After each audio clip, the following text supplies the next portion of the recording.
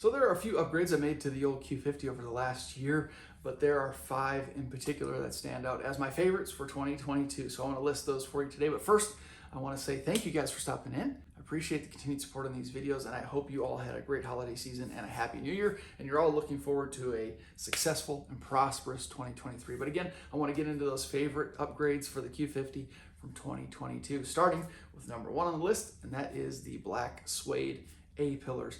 I think this was an awesome upgrade to me. I couldn't stand the light colored pillars, just kind of in the line of eyesight. It was just something that really annoyed me.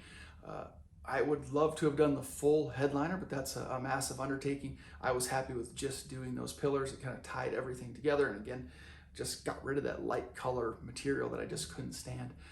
Makes the interior look a lot more classy and refined the feel of the cockpit overall. Relatively inexpensive in terms of material and adhesive needed, and literally anyone can take on this job and accomplish it successfully. Speaking of cleaning things up, number 2 on the list is the hardware, the engine bay hardware kit from Joe Dano. The zinc plated hardware kit went a long way in just sort of refining the engine bay. It's those little details that go a long way in my opinion, and this is one of those that was, again, relatively inexpensive, super easy to swap out from the factory hardware, and it just kind of gives the engine bay a really unique look and something that you don't see a lot of out there. So something that can sort of grab the attention of those people with a real keen eye, and I sort of like that. Number 3 on the list is the Z1 Motorsports rear diff bushing. A nightmare project, not necessarily because of mechanical aptitude that is required. I think anyone could really do it with the proper set of tools and the right amount of patience, but it just takes a long time, and it is just sort of a dirty, tough job. So for that reason, I say it's one of the toughest ones to do, but I did a full installation video. Check that out if you're interested in trying to take on this task yourself. But it really makes a huge difference in how the car feels on the road and how it handles, especially if your factory diff bushing has failed on you, which by this point it probably has. So I think it's not only a necessary upgrade, it's one that is that makes a big difference, again, in how the car feels. Really going to help you push that power that you're making, or maximize that power that you're making and putting it to the ground, and that's important. It's really important. It doesn't really matter how much horsepower you make.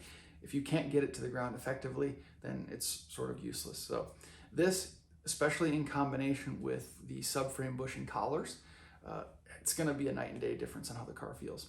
Tying into that, I'm going to say number 4 on the list is the Z1 Motorsports rear diff brace.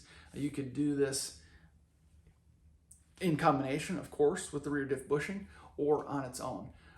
If your diff bushing has failed and you're not ready to take on the task, or take on the expense of the new diff bushing kit, you could, for a time, I think a temporary sort of support modification could be this diff brace. On its own, I was able to feel this as well. Just pulling out of the driveway, I could tell there was a little bit of additional rigidity in the rear end of the car. So I think it's a really good upgrade, especially if you're feeling a little bit of maybe wheel hop, or a little bit of rocking back and forth when you come to a stop at a stoplight. It could be that your rear diff bushing has failed, or has a little bit of extra wiggle in it because it's worn out at this point. That diff brace is going to firm that up a little bit and give you more of a firm feeling in the rear end of the car. So it's a good upgrade, relatively inexpensive, super easy installation, and it's hard to beat that. So that's number 4 on the list. And finally, number 5 on the list, and it's number 5, but it is my very favorite upgrade that I've made thus far to the Infiniti Q50, and that, of course, is the Traction Concepts LSD conversion kit. This is really the biggest upgrade you can make, because all of you know, I'm sure, that the greatest shortcoming of the Q50, and really the Q60, is the open diff. Everyone hates spinning just one of the 2 rear wheels, right?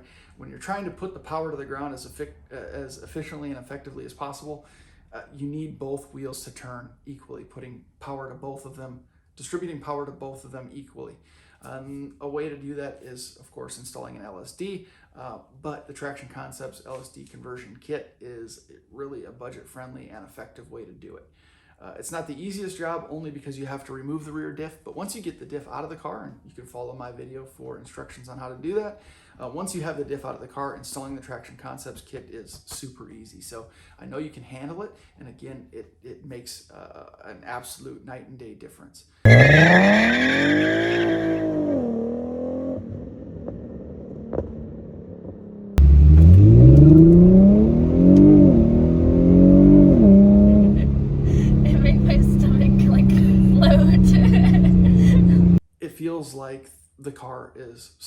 just driving on an everyday, daily basis, commuting to and from work or running errands, you would never know anything has been done. You don't hear any weird noises. The car doesn't feel any different.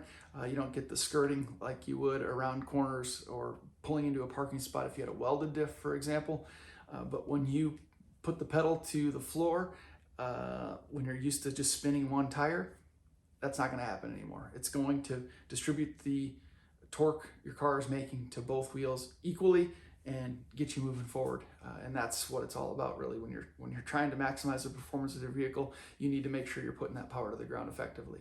And the Traction Concepts LSD conversion kit is really the way to do it. Again, number 5 on the list, but one of my favorite upgrades thus far. So make sure you check out that installation video and some of the test videos that I've done. You can start leaving 11s yourself on the pavement. Thank you guys very much for watching. I appreciate the continued support. Let me know what your favorite modifications for the previous year had been. I always like to know what you guys got going on in your own garages. So thanks again for watching. I appreciate it very much. We'll see you in the next one. Yo!